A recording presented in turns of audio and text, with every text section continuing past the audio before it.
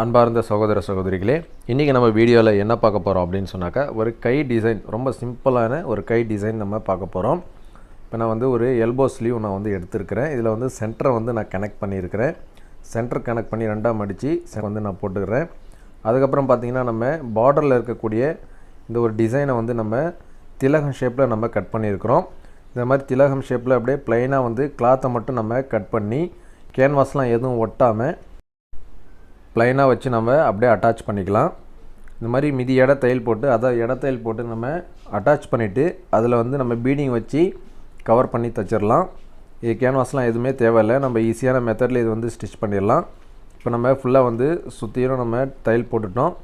இப்போ தையல் போட்ட பிறகு நம்ம ஏற்கனவே ரெடி பண்ணி வச்சுருக்கக்கூடிய இந்த பீடிங் லேஸ் நம்ம எடுத்துருக்குறோம். அதே கோல்டன் கலரில் ரெடி பண்ணி வச்சு அந்த லேஸ் எடுத்து நம்ம கரெக்டாக இது மாதிரி வச்சுக்கலாம்.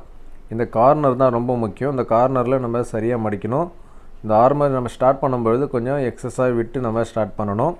கிளாத் எப்படி எந்த ஷேப்புக்கு நம்ம கட் பண்ணியிருக்கிறோமோ திலகம் ஷேப்புக்கு அதுக்கு தகுந்த மாதிரி நம்ம அப்படியே ஸ்டிச் பண்ணிகிட்டே வரணும்.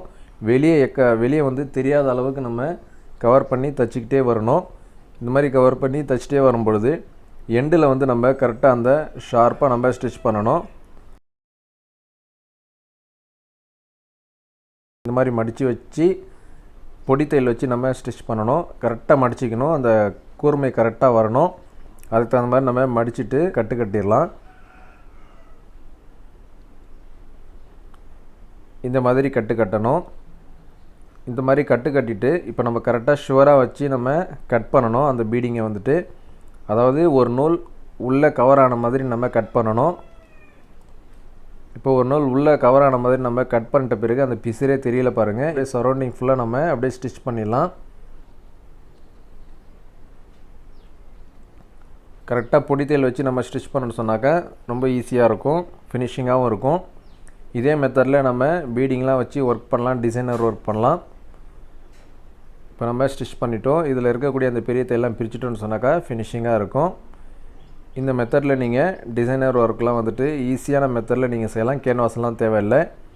சரி நேயர்களே, இந்த வீடியோ உங்களுக்கு பயனுள்ளதாக இருக்கும்னு நினைக்கிறேன். இந்த வீடியோ பிடிச்சிருந்தால் லைக் பண்ணுங்கள், ஷேர் பண்ணுங்கள். நம்ம சேனலை இது வரைக்கும் நீங்கள் சப்ஸ்கிரைப் பண்ணலைன்னா சப்ஸ்கிரைப் பண்ணிங்க.